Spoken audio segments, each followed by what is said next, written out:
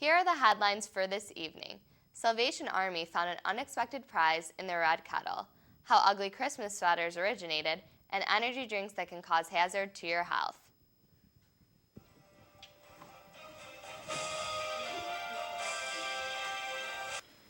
Good evening, and welcome to the Hawkeye Nightly News. I'm Marissa Mahalik. And I'm Logan Edwards. Tonight, we are going to give you the latest news and information around our area.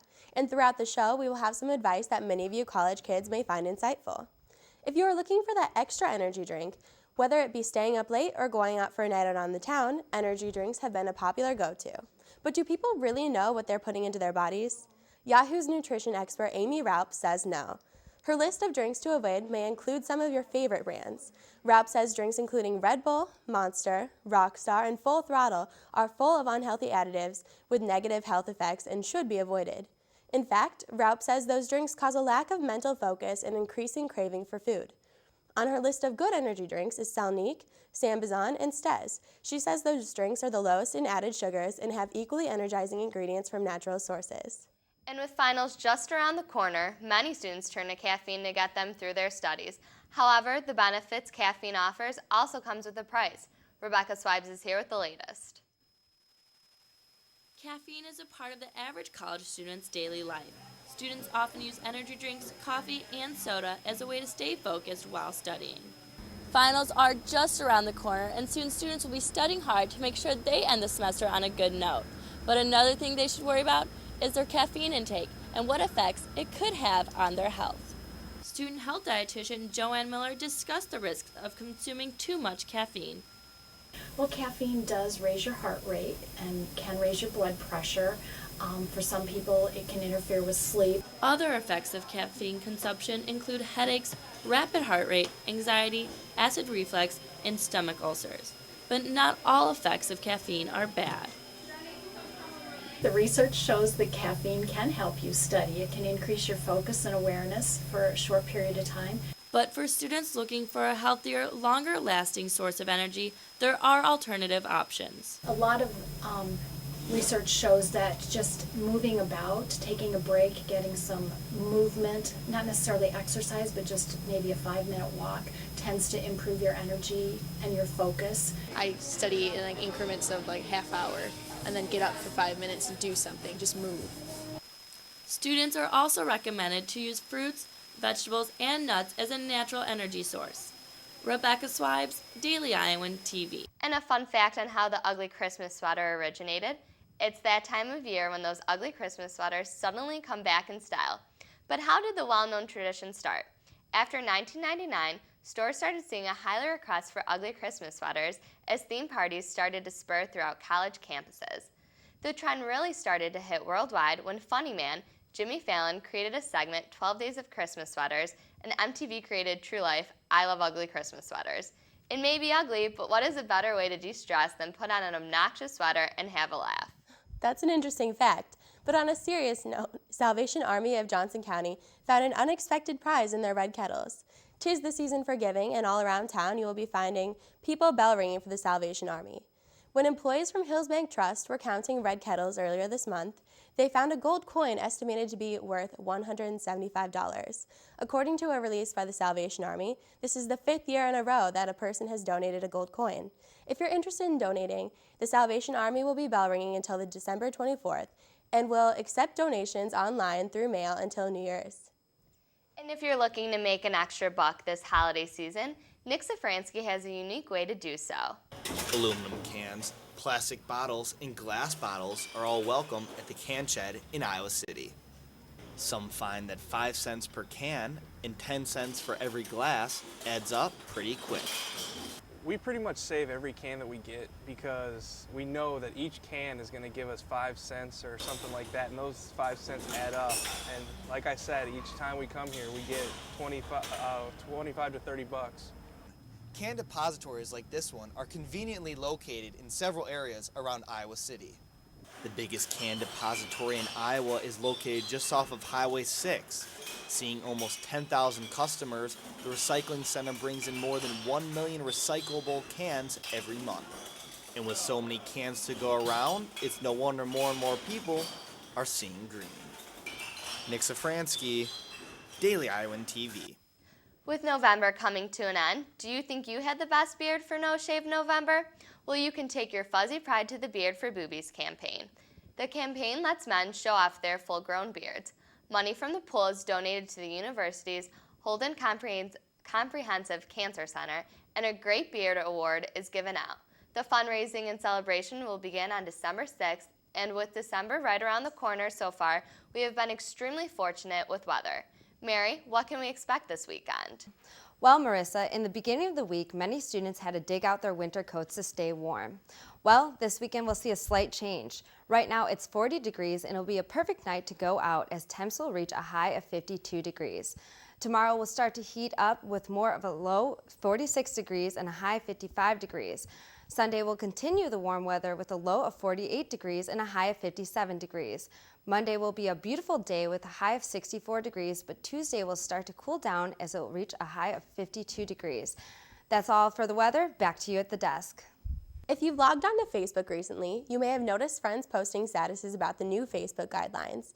We hate to break it to you, but this message is a hoax. The message urges friends to copy and paste the message so that Facebook cannot use their content for commercial use without their permission. Experts say the text has no legal meaning and not to bother posting the message at all. And if you need a break from studying, many students indulge in meaty treats to keep them satisfied. If you are a vegan, sometimes these treats are hard to find. Kendall McCabe has a place where vegans will be able to find a slice of pizza without breaking their beliefs. Pizza may be the country's favorite food, but where does that leave vegans? Nearly 6 million people in the United States are vegans and another 15 million are vegetarians. For vegans and vegetarians who miss comfort foods like pizza, the Wedge aims to deliver. The Wedge is the only pizzeria in Iowa City that makes their own vegan cheeses, one with a rice base and another with a tofu base. We have a whole pizza container full of vegetarian pizzas. We have the Buddha, Fantastic Four, and of course the Nutcracker, which is probably our most popular slice. The appeal of pizza is very widespread. Everybody eats pizza, rich, poor, in the middle. And same thing with vegetarianism. For vegan students like Kat Williams, the Wedge is her only option for real pizza. If you just want vegan pizza, you can go to most pizza places and just say don't put cheese on it, and most crusts are vegan. So there you don't have a problem. If you want to feel like a real person who gets to have cheese or fun toppings, then there isn't very many options. The Wedge is already anticipating its next move, which will be making a gluten-free pizza. Kendall McCabe, Daily Iowan TV. Get into the holiday season with classic performances such as the Nutcracker. You can get your holiday fix watching the Nutcracker performance featuring the Nolt Academy at the Englert Theater. The show will be this weekend on Sunday, December 2nd at 2 p.m. and 7:30 p.m. You can buy tickets at the box office in the Old Capitol Mall or at the door. And if that's not your scene, the Hawkeye Arena is getting heated up. Nick, can you tell us what's going on at Carver? Well, Marissa, with fall sports all wrapped up, Hawkeye Athletics have headed indoors for the winter, and tomorrow Carver Hawkeye Arena is calling for a full slate of action. Signs were pointing up for Fan McCaffrey's young squad after a quick 5-0 start to the season, but after 2 straight losses to Wichita State and a thrashing against Virginia Tech, the men's basketball team sits at 5-2 heading back home. Needing a solid rebound, 1-4 Texas A&M Corpus Christi comes to town. The game tips off at 12:05 and the contest cost us $5 for students. Later in the evening is the matchup many have circled on their calendars. Iowa State comes to Iowa City to take on the Hawkeyes in wrestling. The matchup starts at 7:37 and can be caught live on Mediacom. Drew Brees' NFL streak of 54 straight games with a touchdown pass is over. The New Orleans Saints quarterback has a miserable game last night, throwing 5 interceptions and a 23-13 loss to the Atlanta Falcons. The loss sends the Saints to 5-7 and puts the Falcons atop of the NFL at 11-1. And guys, before it's sent it back to you, just a cool story from California where an all-deaf high school football team won the Bay Area League title. Every player and even the coaches are deaf. And the cool thing, they did it playing against regular high school competition. The California School for the Deaf has become somewhat of a powerhouse the past few seasons and had their best record this season, going 10-2. Back to you guys. Thanks, Nick. And with finals approaching, all students are busy this time of year and wanting to let loose after their studies. You may want to check this next story out before making a wrong decision. As the sun sets below the horizon, downtown Iowa City begins to crawl with life. But the sights and sounds of a college weekend are drowned out by another sound. The radio screeches, sirens wail. Johnson County paramedics speed to another alcohol-related call. Intoxicated female officers are going to be in the alley behind me. A mob of young faces crowd outside the Union. In an alley behind the bar, a young woman sits in her own vomit.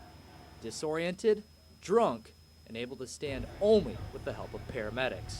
Our overall responses are up significantly. We've increased our response level about 12% in the last year. And so everything's up. And alcohol is increased just like everything else has. Initially, the 21 ordinance appeared to curb binge drinking, but paramedics say the number of alcohol responses is climbing once again. You had way too much to drink, and I don't know what else you might have had.